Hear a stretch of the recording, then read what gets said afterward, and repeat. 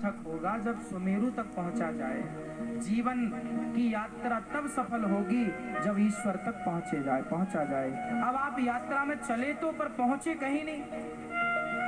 तो जो चला हो और पहुंचे ना, वो है कोल्हू का बैल। वो कौन है? कोल्हू का बैल चलता तो सवेरे से शाम तक है, पर पहुंचता कहीं नहीं है। जहां से चला था वहीं खड़ा है, गोल गोल घूमता है कोल्हू का बैल। तो क्या आप कोल्हू का बैल बनना चाहते हैं? मेरी माँ, याद रखिएगा, ये मानव का बेटा मिला अच्छा है, बेटी मिली अच्छी है, पत्नी मिली अच्छी है, पति मिला अच्छा, परिवार मिला अच्छा है, पैसा मिला अच्छा है, रखो साहब, पर इसमें लिप्त ना हो जाओ, क्योंकि अभी यात्रा पूरी नहीं हुई। गंगोत्री से गंगा जब निकलती हैं तब तक चलती हैं जब तक सागर नहीं मिल जाता। तो जीवन की यात्रा तब तक है जब तक प्रभु प्राप्त ना हो जाए। राम काज कीन्हे बिनु मोहि कहाँ विश्राम। इसलिए हमारे देश में एक परंपरा रही है कि शादी विवाह कर लो, पति पत्नी का सुख ले लो, बच्चों को जिम्मेदारियां दे दो, फिर सबसे मन हटाओ, एक ईश्वर की आराधना, फिर उस एक परमात्मा के सिवा किसी को ना जानो। गोरा कुम्हार ने जब भगवान से कहा, हे प्रभु, मैं आप के सिवा किसी को नहीं चाहता, नहीं जानता, जब प्रार्थना की गोरा कुम्हार ने, और तब भगवान ने प्रार्थना स्वीकार की, मरा हुआ बच्चा, चेतना आ गई, उठ करके बैठ गया, घुटनों के बल चलने लगा।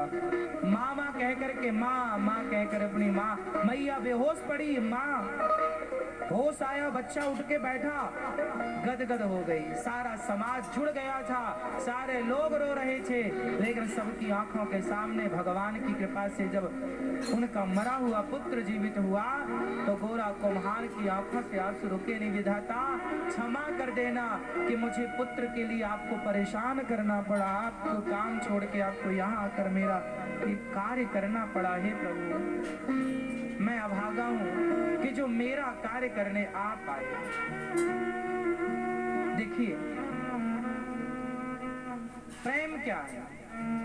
प्रेम तो ये है कि मैं आपका सारा काम करूं, पर आपसे अपना एक काम ना कराऊं। ये उच्च कोटि का प्रेम है। भक्त भगवान से अपना भी काम नहीं, भक्त रोता है, भगवान आपने बताइए मेरे कारण आप परेशान हुए, मेरे कारण आप, मैं नहीं चाहता कि आप मेरे कारण कोई परेशानी उठाएं। वैसे भगवान को क्या परेशानी, लेकिन भक्त का भाव तो है ही ना। भावग्राही जनार्दन, भगवान तो भाव के भूखे।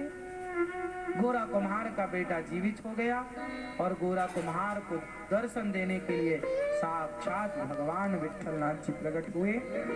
गोरा कुम्हार भगवान का दर्शन करते हैं। भगवान का दर्शन किए तो भगवान ने कहा कुछ मांग लो। गोरा कुम्हार ने कहा नहीं, मांगेंगे नहीं, बस आपके चरणों में मेरा प्यार बना रहे, प्रेम बना रहे। और भगवान के मिलने के बाद भी वो चाहते तो धन्ना सेठ हो जाते, नहीं, अमीरी तो ली नहीं, वो कुम्हारगिरी का काम करते ही रहे, घड़ा बनाते रहे, बाजार में ज्यों का त्यों बेचते रहे। और जब गोरा कुम्हार बूढ़े हो गए,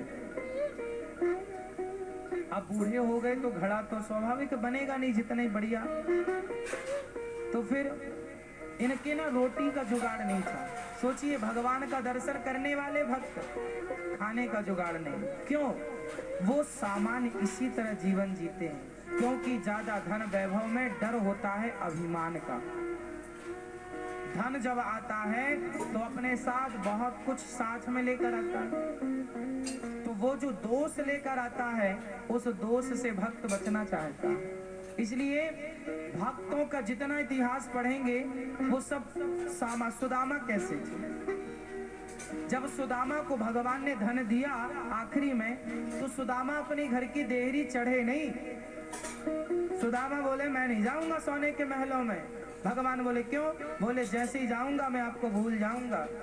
तब भगवान ने प्रकट होकर कहा, सुदामा तुमने सारी जिंदगी गरीबी उठाई है, रोटी को तरसे हो, अब मैंने सोने के महल बना कर दिए, जाओ तुम सुख भोगो, मेरी इच्छा है प्रभु मैं आपको भूल जाऊंगा। भगवान बोले ना, मैं तुम्हें धन दिया हूँ तो अपनी कृपा देता हूँ कि तुम मुझे कभी भूलोगे नहीं। सुदामा ने कभी ये नहीं कहा कि ये मेरा, आप भी कभी ये मत कहो कि ये मेरा। यही है समर्पण, केवल कहना नहीं है, कहना नहीं। देखो कहने से तो आप लोगों से लोग पूछते कैसे हो, आप मजे में है, जबकि होते मजे में नहीं पर कह देते, तो ये कहना नहीं है। भगवान से कहना नहीं है कि प्रभु सब आपका है, मानना है कि प्रभु सब आपका। एक होता है कहना, एक होता है मानना। तो आप कहने वाले बनोगे कि मानने वाले? क्या बनोगे? कहो मत कि प्रभु ये आपका है, मान लो दिल से। ये देखो कहना भी दो तरह का होता है, दो तरह का होता है।